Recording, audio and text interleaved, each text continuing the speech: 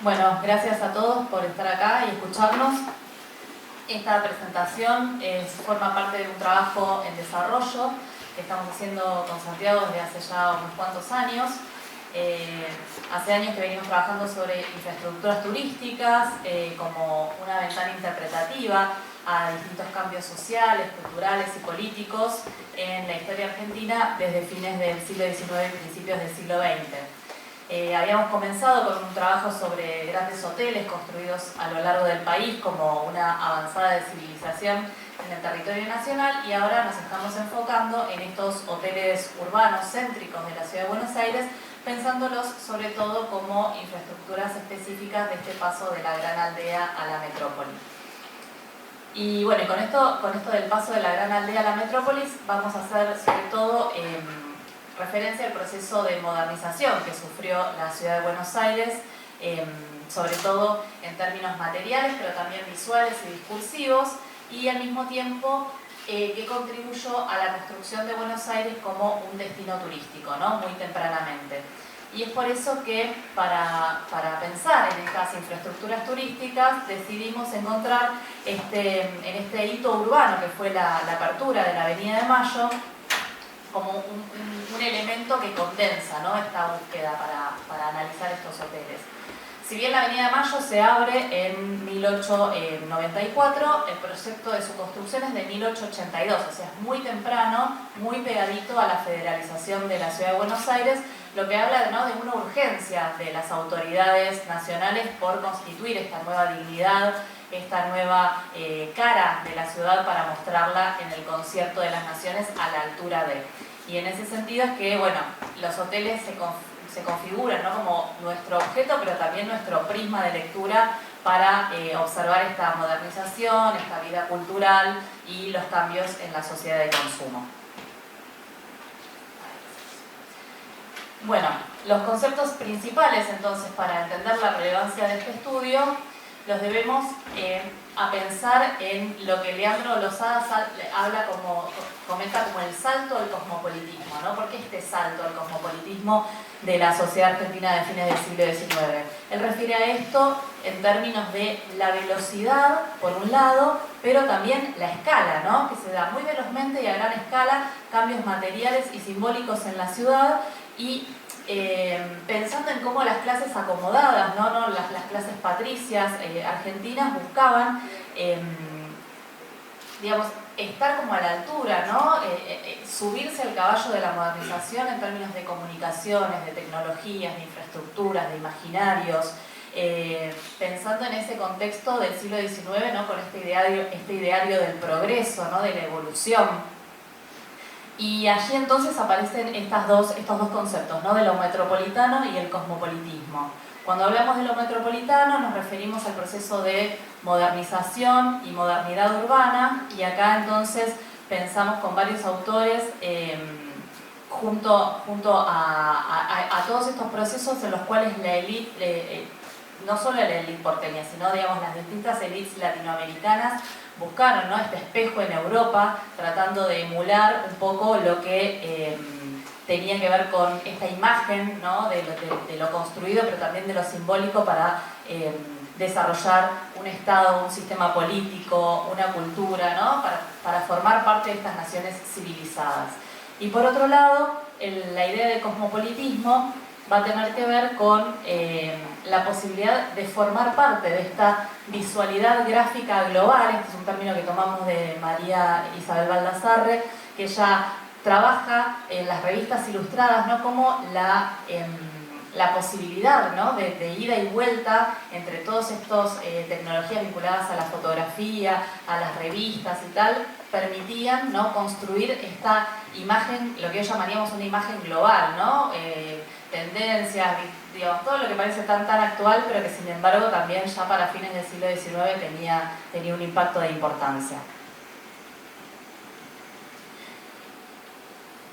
Bien, y en relación al cosmopolitismo, si bien en 1882 Buenos Aires se transforma en relación a esto que nosotros entendemos desde un nivel material y simbólico, desde lo simbólico podemos pensar en ese salto como capital de la nación, en esta densificación dada por el aluvión inmigratorio, pero también en ese esfuerzo por abandonar esa imagen de ciudad colonial que tenía en ese momento Buenos Aires. Y en ese sentido hay dos anécdotas un poco opuestas, podríamos pensar. Tenemos una visita en 1909 de un ministro de Economía norteamericano y Roberto Pairó, que es un periodista de la época, se preguntaba si realmente era interesante o sumaba llevar a esta persona a conocer los barrios de Buenos Aires cuando en realidad se encontraba, digamos, su ámbito de todos los días era trabajar en los grandes rascacielos neoyorquinos, ¿no? Como, ¿qué le íbamos a mostrar nosotros a este ministro norteamericano? Y en el mismo año, en las guías de viaje, aparece muy promocionada la Avenida de Mayo como este escenario que nos brinda la posibilidad de ver en esa milla y media de longitud de una calle recta los grandes edificios y poder vivir ese escenario, ¿no? Entonces, en ese sentido, estas imágenes que mostramos son imágenes con muy poquito tiempo con muy poquita diferencia de tiempo, una de 1906 y la otra de 1911, tomadas más o menos desde un ángulo similar, desde el Congreso, digamos, desde la zona del Congreso de la Nación, ¿no? Y un poco lo que nos permite ver es justamente a la Avenida de Mayo como un espacio experimental, en el sentido de hay una voluntad podríamos decir, morfológica de construcción de estos bordes, la cuestión de construir en altura, ¿no? Una altura que por reglamentación era homogénea, los edificios, bueno, no va a suceder tan así, pero se va a buscar como esa densificación en la imagen de la avenida. Y por otro lado también esto está acompañado de una serie de usos, ¿no? Que se van a suceder muy rápidamente y una oferta de consumo que se va a intensificar y multiplicar. Y en ese sentido, para el otro lado,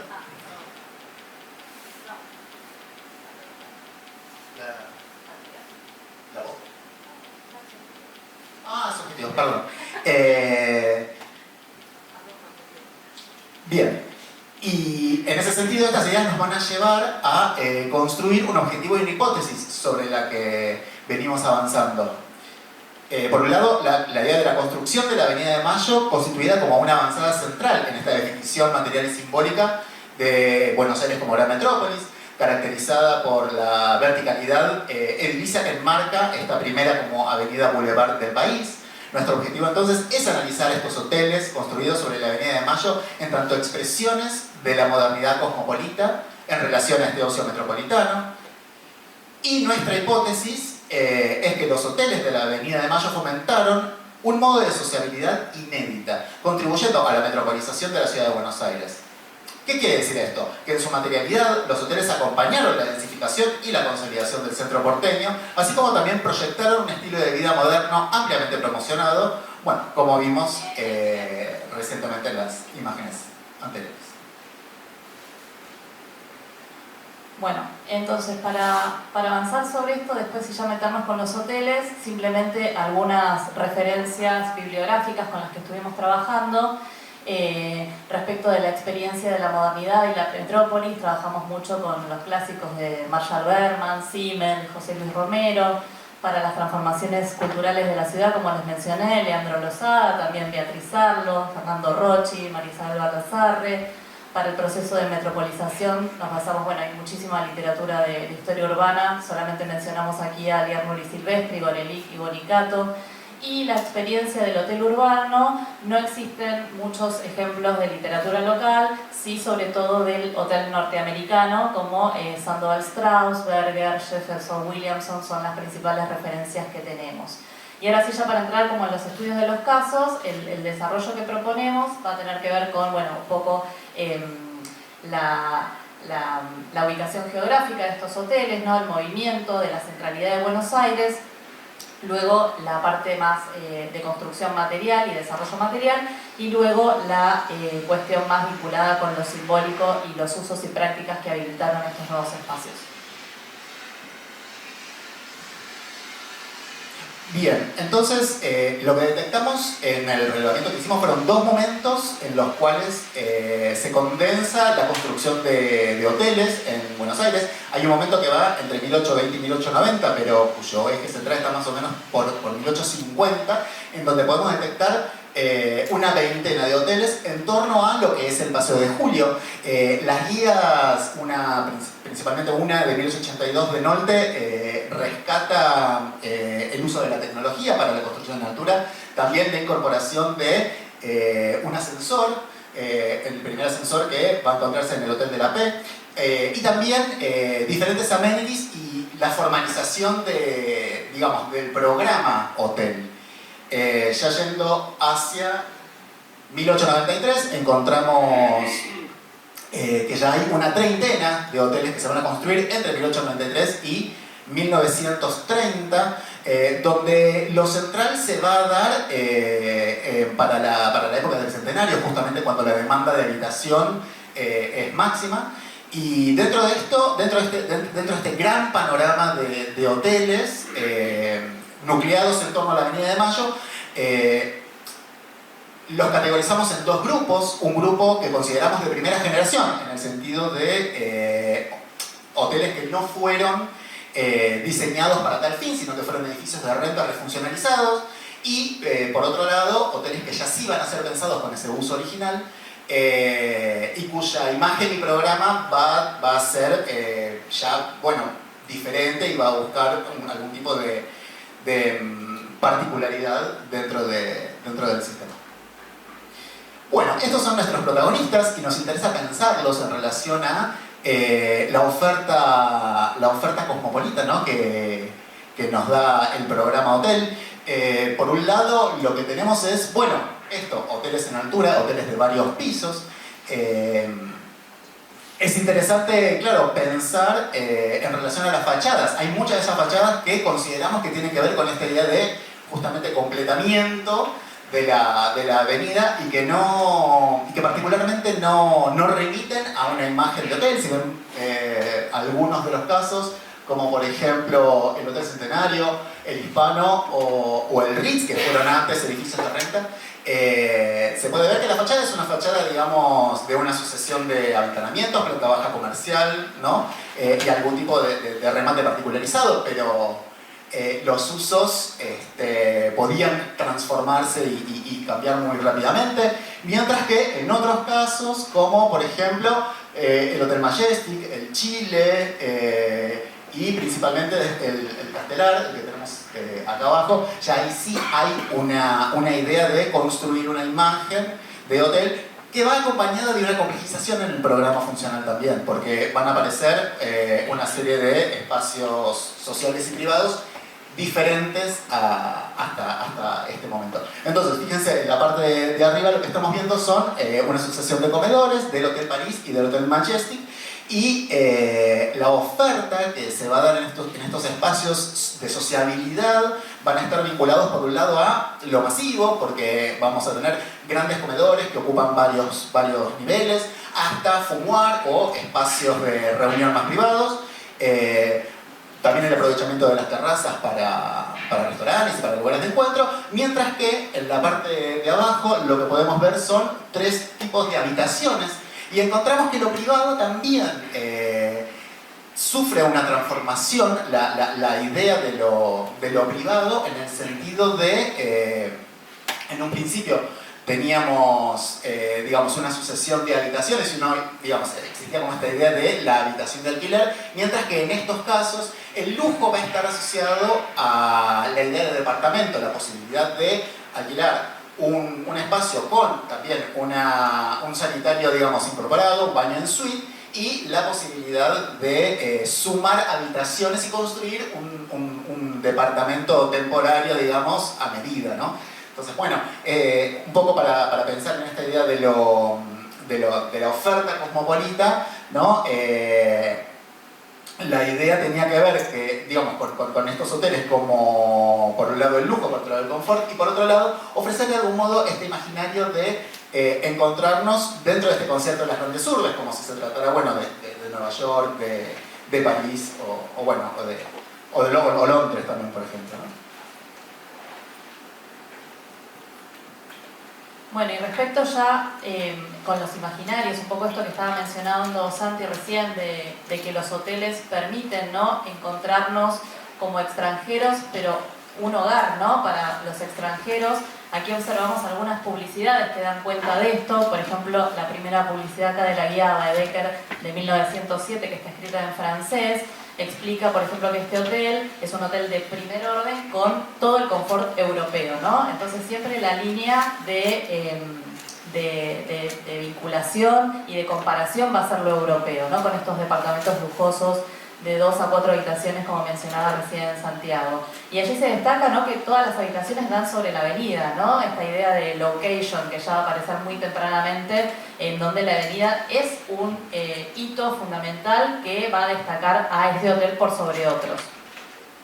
Luego también en la segunda publicidad de 1909 de la Mitchell's Guide, que es una guía que estaba dirigida sobre todo al público británico. Entonces allí se anuncia que este Chester Hotel es The English Hotel in Buenos Aires, ¿no?, como que es el hotel específico y preferido para esa comunidad.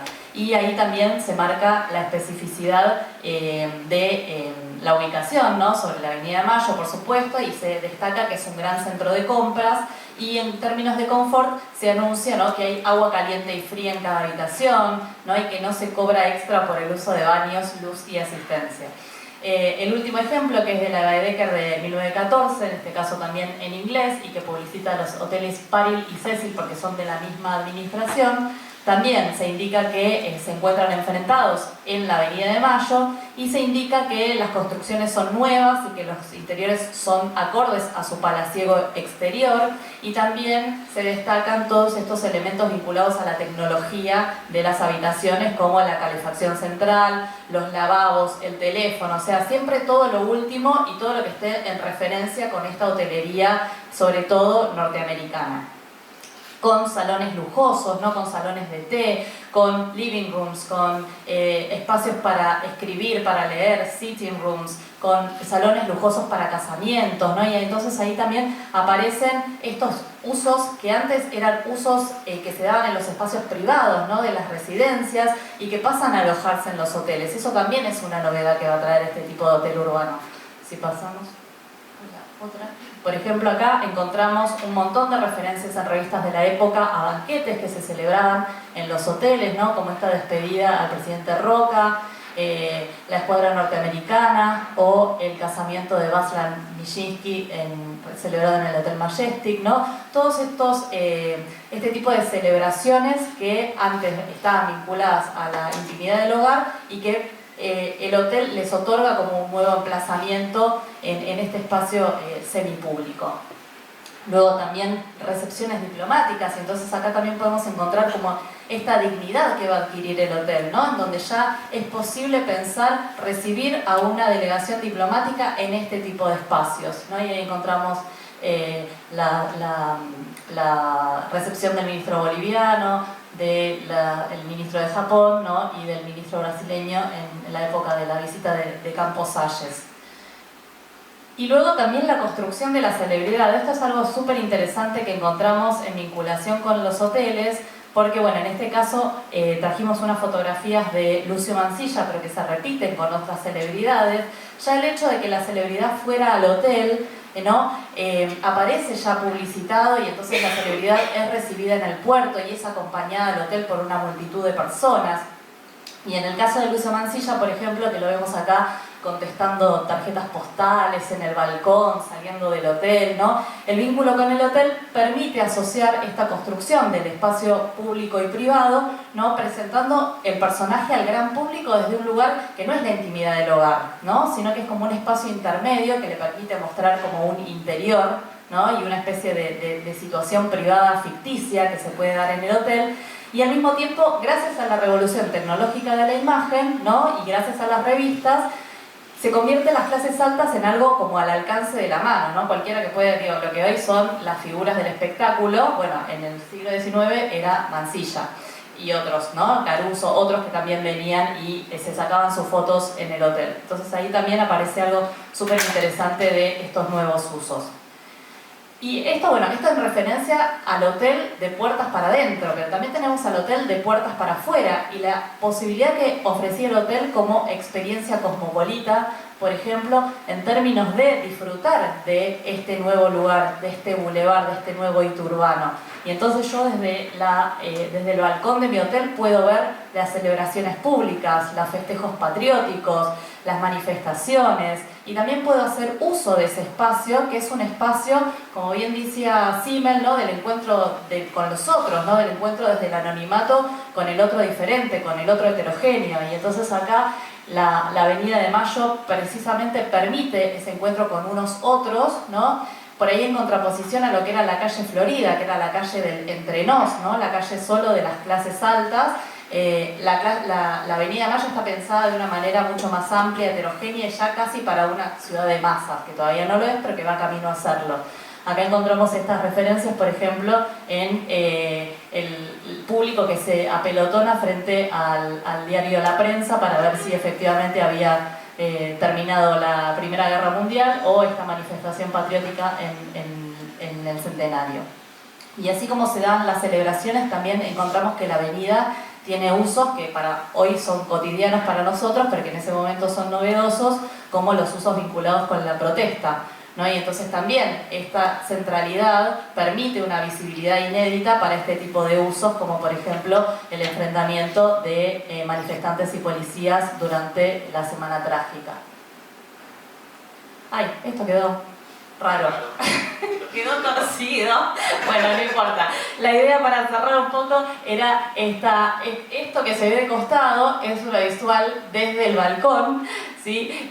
Con la idea esta de la posibilidad de ver y ser visto, en donde esta mirada desde el balcón, que es una posición inédita, ¿no?, que nos permite desde las alturas formar parte y no de lo que está ocurriendo en la ciudad. Y por otro lado, digamos, a nivel de la calle, el uso de los teatros, los cafés, las vidrieras, ¿no?, toda una escena de consumo totalmente novedosa y que también me habilita a mí como forastero a formar parte, ¿no?, de todos esos usos que se van volviendo cada vez más cotidianos y más masivos en la ciudad. Bien, para finalizar la presentación, algunas guías y reflexiones que pudimos construir con esta indagación. Por un lado, entender a los hoteles como condensadores de la experiencia cosmopolita, ¿no? Los hoteles nos permiten demostrar la voluntad de recibir al extranjero, mostrando una hospitalidad sofisticada, que se presenta tanto en la materialidad constructiva como en su amplitud de propuestas vinculadas al hotel, salones, restaurantes, fiestas, servicios, y su emplazamiento que permitía obtener de primera mano una experiencia urbana rica y compleja. Por otro lado, también entender a los hoteles como espacios liminales entre lo privado y lo público. Los hoteles se transforman en espacios donde va a suceder la política, el lobby, las fiestas, las celebraciones. Y en ese sentido los hoteles funcionan como un escenario, ¿no? La verticalidad justamente lo que permite son vistas no solo a nivel de la calle, sino también a nivel de altura para admirar, digamos, la ciudad a vuelo de pájaro. Y en ese sentido, el hotel, entre lo público y lo privado, también lo que nos permite pensar es cómo este artefacto condensa, por un lado, transformaciones tanto en lo que es el habitar de esa habitación y tener ese confort privado, como la elección posible de sociabilizar en diferentes espacios, ¿no?, que nos propone el mismo edificio. Y finalmente, entre lo homogéneo y lo heterogéneo, la estandarización del hospedaje e imaginarios del ensueño remite un poco a esta idea del hotel como una red de contención para forasteros, como remite a la idea de mercantilización también de la hospitalidad, a esta creciente sistematización de una traducción cultural que se amplía a medida que la ciudad crece, ¿no? Y al mismo tiempo el hotel se presenta como lugar de ensueños, vinculado al viaje, al lujo, a la experiencia de la modernidad, a las compras, a lo exótico, a lo inesperado, ¿no?, a esto que nos propone la ciudad como un safari experimental. Así que bueno, esta sería nuestra conclusión.